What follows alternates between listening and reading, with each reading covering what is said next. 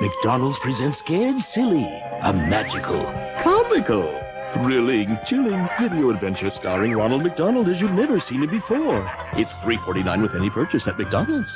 Did somebody say McDonald's?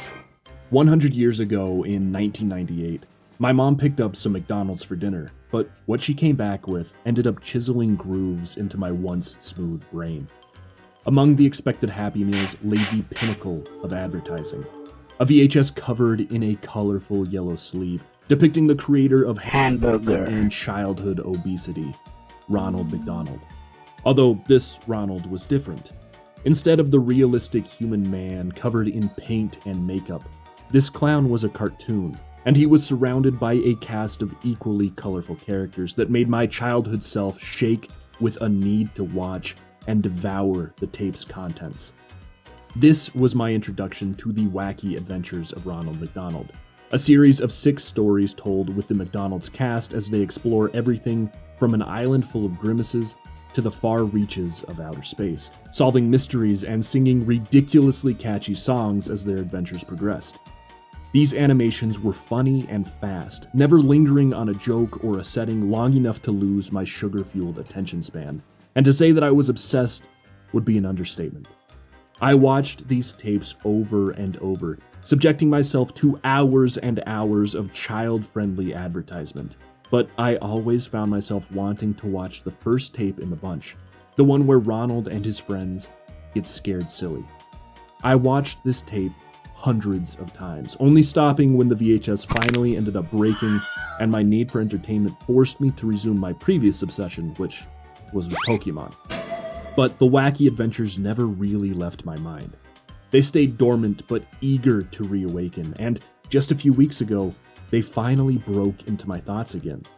While rewatching Scared Silly, I was able to quote almost every line. It was strange having this forgotten clown story suddenly become so prominent in my mind. And I've got to say that while I genuinely enjoyed the rewatch, it's so much weirder than I remember.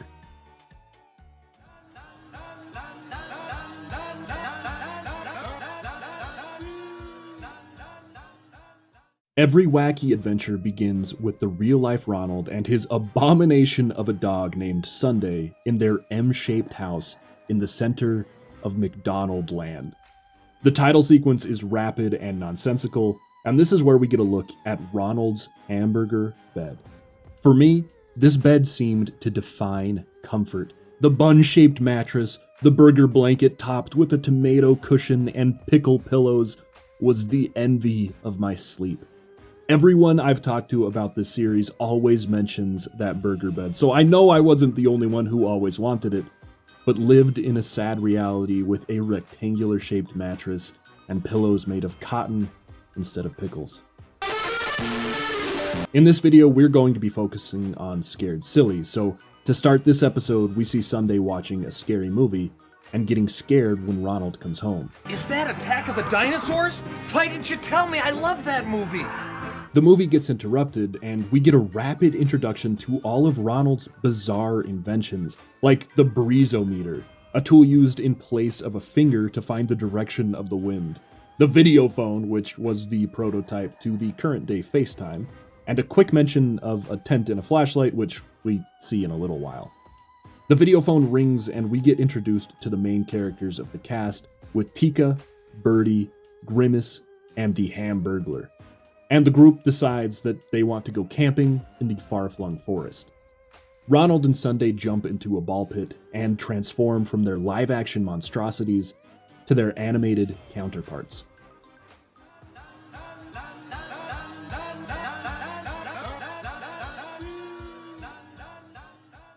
There are 3 major songs in Scared Silly, and each one is a bona fide banger. The main characters are accompanied by lesser characters, which take the form of 3 Puffball Fry Kids and the trio of Chicken McNuggets, and they blurt out some tasty jams. While setting up camp, they sing this. Time to work so we get paid. Have a pleasant holiday. Time to set up camp. When they discover a haunted mansion, they have a spooky little jingle. This place is creepy, but you must admit we won't do better They have a few different renditions of this song as well, but it's the main melody, just with different lyrics depending on the situation. But the song that I will never be able to forget is the road trip song. A catchy, repetitive song that the crew sings as they travel to the campsite. There's nothing like the great outdoors, and the far-flung forest is the best, of course. If you want to get close to the greenery, then camping in the wild is the place to be. There's flowers And squirrels. and fish and frogs, caves and rocks. There's lots of bugs. Hey, Ronald, are we there yet? Each song has been meticulously made to drill into your brain and linger there for years. I find myself humming or singing the road trip song in the most random times, but there's nothing I can do to stop them from rising to the forefront of my consciousness and blurting out the fact that there are flowers and squirrels and fish and frogs and caves and rocks and lots of logs. It's like torture, but a torture that you can bop your head to, and I've tried to hate it, but after years of constant Stockholm Syndrome-esque persistence, I have to admit that I love these stupid little songs.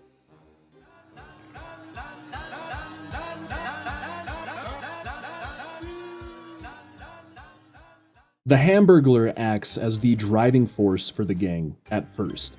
Apparently Ronald knows magic, don't question it, and the Hamburglar wants to get the clown wizard to use his powers for some unknown reason that is never mentioned again. He uses a bear call to call a bear that chases the group until Ronald transforms their map into a doorway and tricks the bear inside. Ronald also flies for a second, but that's just cartoon logic. They set up camp, and we get plenty of mentions that Grimace is a McCoward. Ronald, I can't watch any more TV. No, it's scary. Now, every channel I turn to is movies with vampires and monsters and baby dogs. Afraid? What? No. I hope a bear doesn't come for me. The Phantom! So of course, the Hamburglar wants to scare the group as much as possible. He uses a super spooky ghost to chase after the others until Ronald and Grimace team up and tackle the ghost, which causes the burglar to flip over the branch and come crashing to the forest floor, where he breaks his neck and dies tragically. Suddenly it begins to rain, and they use the local foliage to make umbrellas, but the wind then picks up and blows them all away, forcing the group to seek shelter. They find a spooky-looking mansion and decide that that's the only place that they'll be able to find sanctuary from the storm, so they head inside.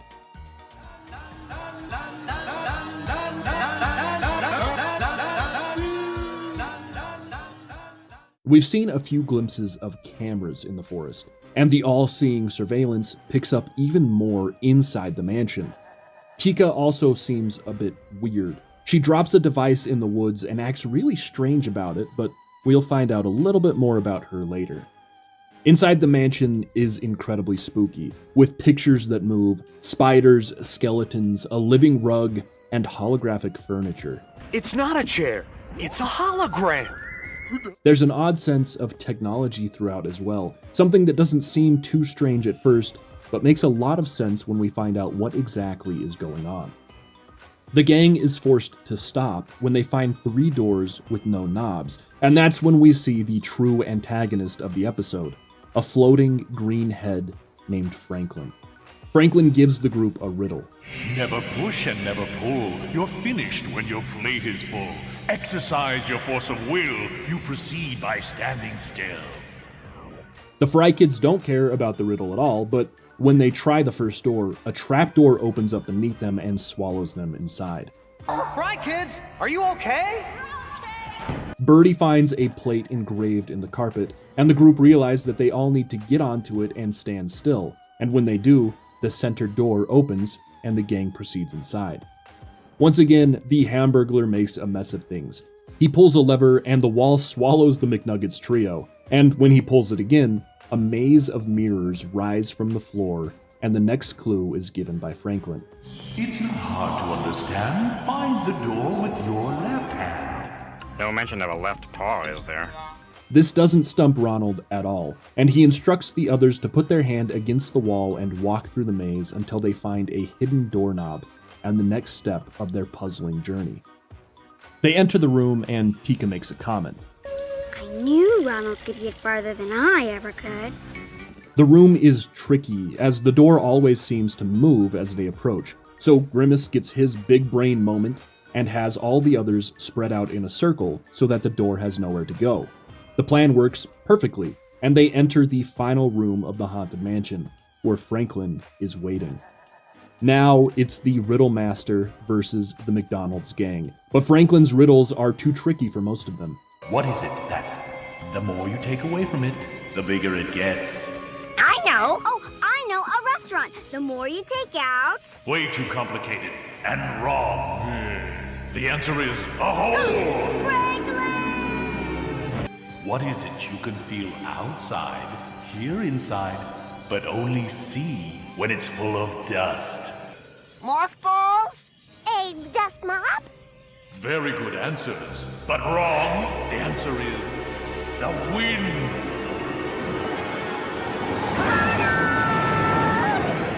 The epic battle of Franklin versus Ronald begins, and while the riddle is a bit tricky, the genius magic clown gets inspired when Grimace tells him that he's not scared anymore because his best friend is there to support him.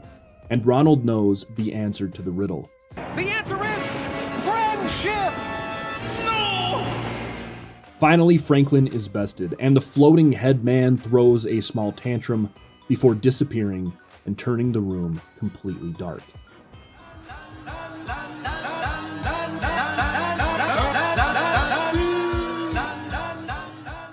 In the darkness, Sunday finds a wire, and the remaining trio follow it to a door. Once they enter, they find the operator and the true face of Franklin. But instead of being a giant floating head, it turns out that he's actually just a genius kid. It turns out that this whole mansion is actually part of a VR experiment that Franklin's dad has been working on, and Franklin reprogrammed it into a sort of escape room.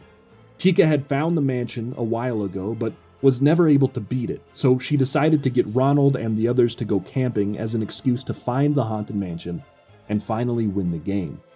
It turns out that the mansion was apparently able to manipulate the weather as well, so the storm was all part of it, but Franklin never thought he was going to lose. Okay, you win. With the mansion solved, Ronald and the gang decide that they still want to go camping, and Franklin asks if he can join as well.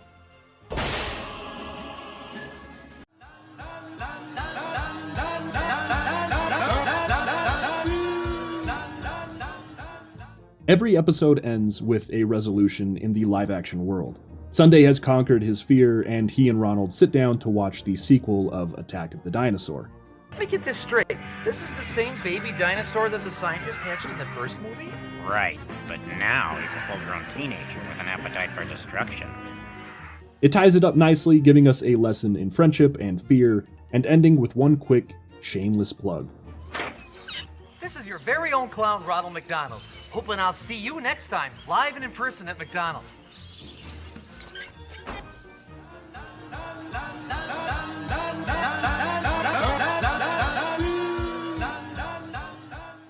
Rewatching this was a real treat for me. It's crazy how fast I remembered every plot point and lyric, and at times I felt like I was a kid again, sitting far too close to the television and devouring this wacky adventure.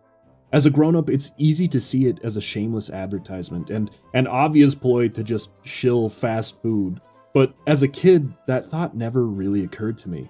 I was there for the adventure, for the jokes and the songs and the fun characters, and I legitimately loved this movie. After watching this, I actually ended up calling my sister, and it seems like she was exactly the same as me. After mentioning one lyric, she was instantly able to sing the rest of the road trip song. And we talked for about an hour about when we were kids and about what happened during the plot of this. It's strange which things stood out to us. Weird little moments like the reflection of the McNugget on Ronald's head or the insanely comfy looking burger bed. But it's clear to me how impactful it was on our childhood minds. Nostalgia is a strange thing. Something that links our childhood to our adulthood, and it's fun to find those things that strengthen the link the most. For me, the wacky adventures of Ronald McDonald was a forgotten well of nostalgia, but It was fun to dive in and rekindle that piece of myself in a way that very few other things ever have.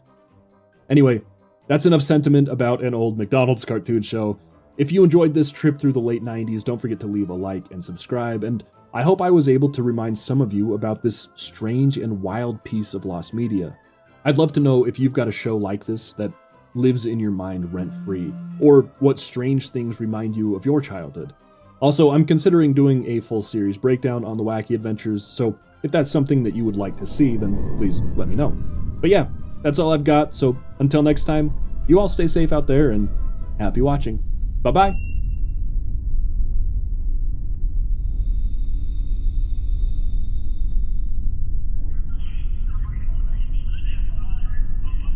There's nothing like the great outdoors, and the far-flung forest is the best, of course. If you want to get close to the greenery, then camping in the wild is the place to be. There's flowers!